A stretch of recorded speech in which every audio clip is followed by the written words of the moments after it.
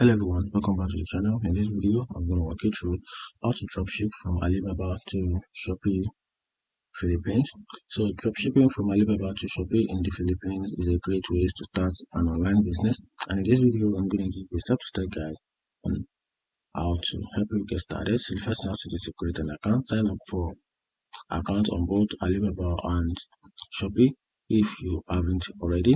Then after that, browse Alibaba for products you want to sell. Look for a supplier that's with a good review and reliable shipping option. Then after that, reach out to suppliers to discuss dropshipping. Confirm that they can ship directly to your customers in the Philippines. And after that, create a product listing on Shopee. Use high quality image and detailed description to attract buyers. Then after that, determine your price strategy. Consider the cost of the product, shipping fee, and your profit margin. And after that, when a